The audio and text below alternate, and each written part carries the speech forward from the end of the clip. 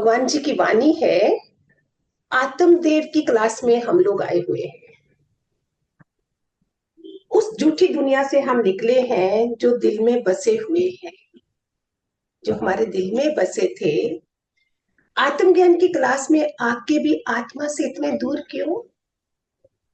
मेरे पास top most doctor मिल जाए, India का मिले, बाहर का मिले, तो भी मेरी बीमारी ठीक नहीं हो तो क्यों? क्योंकि मैं दवाई प्रॉपर नहीं ले रही हूँ। अपनी ओल्ड फोटोग्राफ्स देखेंगे तो लगेगा ये कौन है, ये मैं नहीं हूँ। ये माँ बाप से हुआ हुआ जन्म था, अब गुरु के घर का जन्म है। तीनों लोकों में कोई पहचाने मुझे कि इसका कोई गुरु है। हमारा आचरण तो पड़ोसी भी नहीं देखता है। मोह वाले पर्सन कौन था जिसमें काम क्रोध मोह लोभ सब था? आज अगर मैं गुस्सा कर रही हूँ तो मेरे अंदर से नियत मेरे परमात्मा को देखनी चाहिए कि मेरा उस इंसान को ठीक करने के लिए है, जहां गिराने के लिए है। हमने हमेशा, मैं 10 साल की थी तब भी क्रोध किया, 20, 30, 40, 50, 60, 70, 80 तक भी मैं वही काम करूंगी। हम वही काम रिपीट करेंगे जो करते आ रहे हैं। ये है गुरु का ज्ञान, ये है आत्मदेव की क्लास। इस जन्म के अलावा किसी और जन्म में हम कैसे फियरलेस हो सकेंगे? Always we are in fear, like जानवर जोनी में होते हैं। जानवर डरते हैं ना। मैं अभी चिड़ियों को खाना देने जाऊंगी, ना कि मारने जाऊंगी, वो उड़ जाएंगे। वो डर है। भगवान का बच्चा फियरलेस होता है, उसको किसी चीज की फिक्र नहीं होती है, उसकी थाली ऊपर से आती है। ये मैंने तो अनुभव किया है। क्यों कहते हैं अंदर वाले से डरो? दैट मीन्स कि आत्मदेव ही इंपॉर्टेंट है। अंदर आत्मा जो आत्म ज्ञान है, ये वो मुझे जानना चाहिए कि मैं कैसी हूं, तो वो रिजल्ट बाहर निकल आएंगे। मरने के बाद हम कहते हैं स्वर्गवास, फिर आता है गर्भवास, और मुक्ति मोक्ष की तो बात ही कहीं नहीं है। जैसे मैंने बोला, सृष्टि का पता है, प्रलय का पता नहीं है। वो बुद्ध जान गए 25-28 साल में, ध्रुव प्रहलाद जान गए, मीरा जान गई, मैंने क्यों नहीं जाना?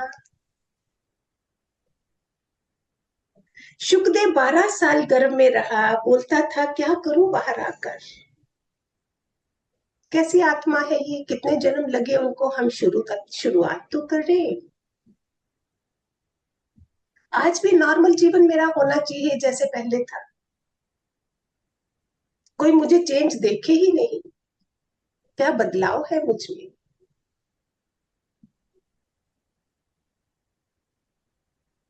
हमेशा बोलते हैं पाँव गर्म होने चाहिए, पेट नरम होना चाहिए, माथा तुम्हारा ठंडा होना चाहिए।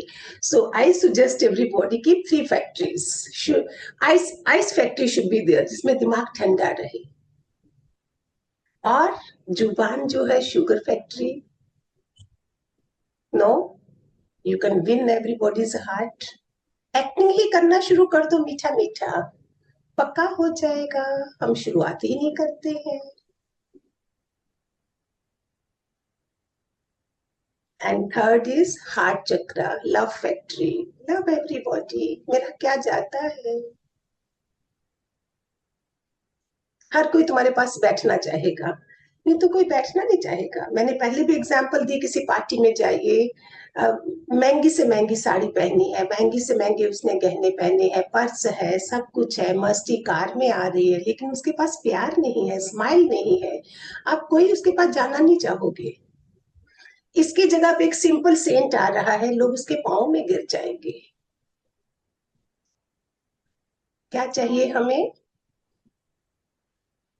आचरण। यही तो गुरु लोग आके देते हैं हमें। साधु संतों ने क्या पहना होता है? क्यों हम उनके चरणों में गिरते हैं? क्यों एक हीरोइन आ रही होगी सामने, हम उसके पाँव में नहीं गिरेंगे? क्यों? सदगुरु हमारी वकालत करता है। जब हम ऊपर भी जाते हैं और हम इस लोक में हैं, तो भी वो हमें समझा रहा है कि कैसे चलना है। अगर हमें इतना ऊंचा ब्रह्म ज्ञानी मिला है तो मुझे खुद कितना ऊंचा बनना पड़ेगा। Higher the class, higher the exam. और हम चाहते हमारी परीक्षा नहीं हो,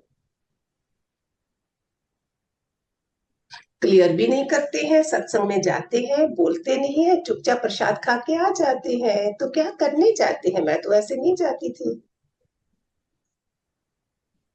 नम्रता, ह्यूमिलिटी इज वेरी एसेंशियल। उसमें एक दृष्टांत है, आप सबने सुना होगा। एक चोर कहीं जा रहा था, चोर को पकड़ना था। तो राजा का पहले मंत्री आया, बोलता है ए अंधे नहीं, रास्ते में एक वो थे जिनकी आंखें नहीं थी। देखो बादशाह, मधुरता क्या होती है। बोलता ए अंधे, तुमने कहीं किसी चोर को जाते देखा है? उसने बोला नहीं। फिर आए वजीर। वजीर ने बोला, उसने कुछ ऐसा शब्द मिला, सूरदास जी, आपने कभी किसी को इधर चोर को जाते देखा है? उसने बोला नहीं। तब राजा आए कितनी मिठास से, हे प्रज्ञा चक्षु, आपने किसी चोर को जाते देखा है? तो उसने सुनी है, उसने क्या बोला, हे राजन, मैंने नहीं देखा है। जब तीनों मिले, उन्होंने बोला इसने कैसे पहचाना कि मैं राजन हूँ, चलो इससे पूछते हैं जाके। उन्होंने बोला देखो, तुम्हारे मंत्री ने बोला हे अंधे, वजीर ने बोला हे सूरदेस, और राजा ने इतनी मधुरता से मुझे बोला हे प्रज्ञा चक्षु। तो मधुरता जुबान से पता चलता है कि राजा है या क्या है। तो हम घर में कैसे व्यवहार करते हैं? क्यों हम बच्चों को भी तू कर, हमने तो कभी नहीं बोला। हम बोलेंगे हाँ बाबा, आप ऐसे करिए, आप ऐसे। एक सेवाधारी को भी आप करके बुलाना है। तुम तो शब्द ही नहीं होना चाहिए। भगवान के लिए वो हमारा अपना है जायदा, हम उसको तू कैसे कर, भगवान तूने ऐसा क्यों करा। हम बाकियों के लिए आप शब्द क्यों नहीं यूज कर सकते हैं? कितना क्यों बोलते हैं, जिसकी जीभ रफ उसका जीवन टफ। क्या बिगाड़ देते हैं। जैसे द्रौपदी ने बोला अंधे का पुत्र अंधा, एक शब्द से महाभारत हो गई। और हम रोज सुन रहे हैं, फिर भी हमारे घर में महाभारत हो रही है। तो इसका मतलब मैंने सुना ही नहीं, मैंने अपने को सुधारा ही नहीं। पॉजिटिव ही बोल सकते हो बेटा, आप ऐसा तो नहीं करते थे, आज ऐसे कैसे कर रहे हो। हस्बैंड को बोल सकते हो, बच्चों को बोल सकते हो। अभी भी हमारे पास कितने फोन आते हैं, हम देखते हैं ना माँ बनना आता है ना बीवी बनना आता है, कुछ चलाना ही नहीं आता है। मुझे मिडनाइट को भी वो भेजने पड़ते हैं मैसेजेस कि ऐसे करो ऐसे करो। क्या है ये? क्यों हम एनफ लकी नहीं होते हैं कि बचपन में ही हमें सत्पुरुषों का संग मिले, हम अपने को सुधार सकें? क्यों सहनशीलता नहीं है? क्यों अपनी गलती को एक्सेप्ट नहीं कर सकते हैं? कभी किसी का घर टूटेगा अगर हम अपनी गलतियां मानेंगे। यही तो भगवान जी के ज्ञान से हमने सीखा।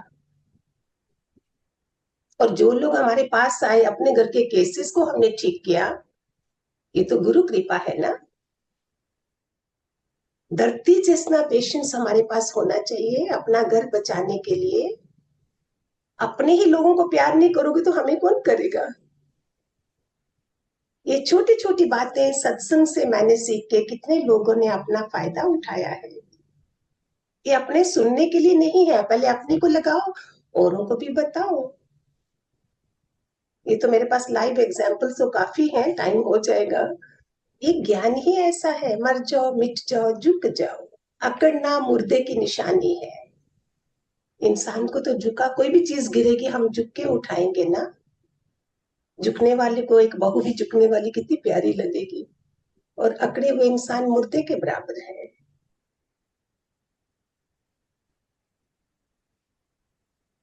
आचरण को एंड तक बनाए रखना होता है, ना कि फॉर्मेलिटी से। हमारा आचरण देख के लोगों को पता चलता है कि हम कौन है।